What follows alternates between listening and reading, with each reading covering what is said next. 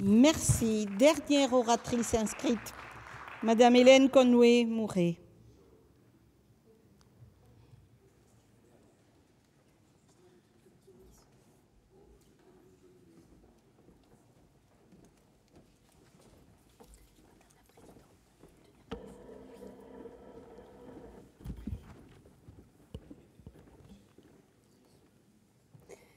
Madame la Présidente, Monsieur le Ministre, mes chers collègues, il semble que les influences que l'on n'arrive pas à discerner soient néanmoins les plus puissantes.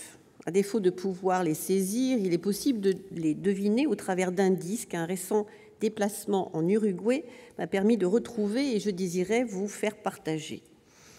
À suivre l'image que ce pays nous renvoie de l'influence française, celle-ci, non sans humour, s'exercerait au travers du béret basque, de l'imprimante 3D et de la loi de séparation de 1905. La loi de séparation tout d'abord.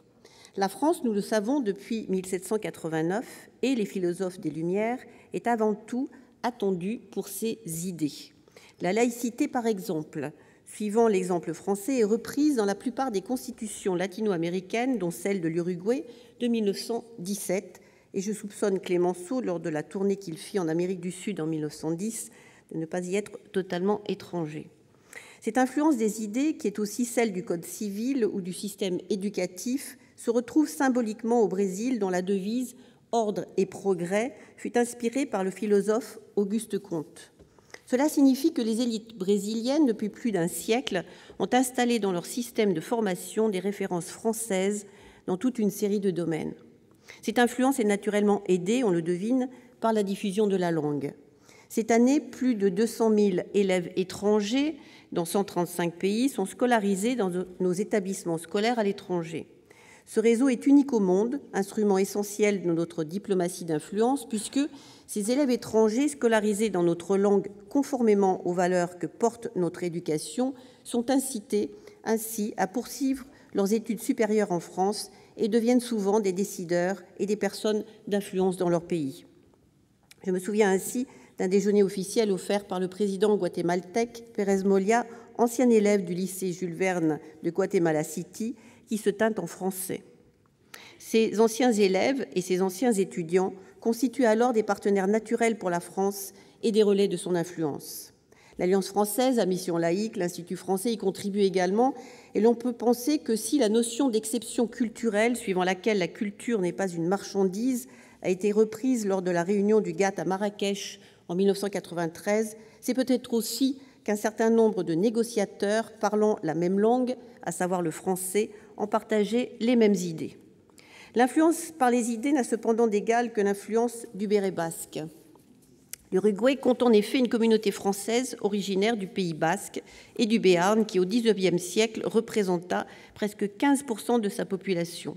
S'il en reste le béret des Gauchos, cette communauté aujourd'hui est à l'image des près des 3 millions de Français établis hors de France qui font vivre quotidiennement dans leur pays de résidence notre langue et nos idées. Ce sont eux qui, directement et au travers de leurs conseillers consulaires, qui sont leurs nouveaux élus de proximité et qui les représentent localement, sont nos meilleurs relais, voire nos ambassadeurs, ce terme a été utilisé précédemment. On le sait, les motifs de l'expatriation sont nombreux.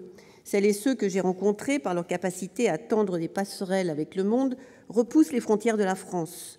Les jeunes actifs se montrent de plus en plus mobiles, ils constituent une richesse pour notre pays et une source de compétitivité, à leur retour notamment.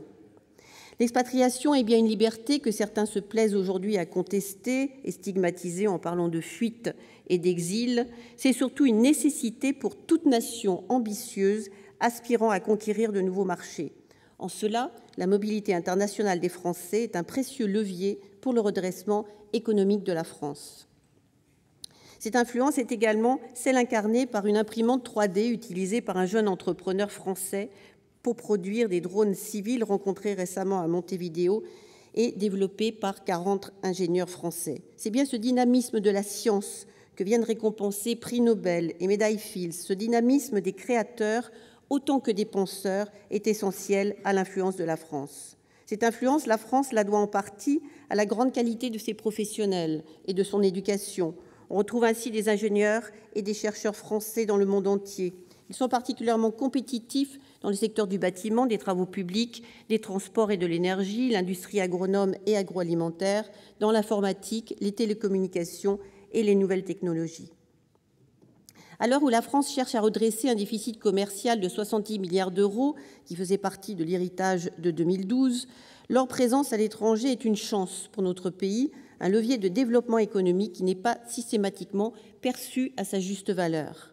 Alors certes, mes chers collègues, j'aurais pu plus simplement rappeler que la France est la deuxième économie européenne, la cinquième au monde, le sixième exportateur mondial de biens, que la France est attendue et appréciée à l'étranger, que son image, grâce à votre action, Monsieur le ministre, est renforcée et surtout que nous sommes aujourd'hui présents et actifs dans tous les domaines. Mais même avec tout cela, je ne vous aurais pas dit ce qui, selon moi, fait l'influence de la France. Elle n'est pas le fait de l'État, ni de quelques-uns, même s'ils y participent activement. Non, je crois qu'elle est le fait de ceux qui transforment leurs rêves en action. C'est pour les encourager, les accompagner que le gouvernement, sous votre impulsion, Monsieur le ministre, n'a eu de cesse, depuis 3 ans, d'assurer la mise en réseau de tous les acteurs de notre présence pour justement démultiplier cette influence.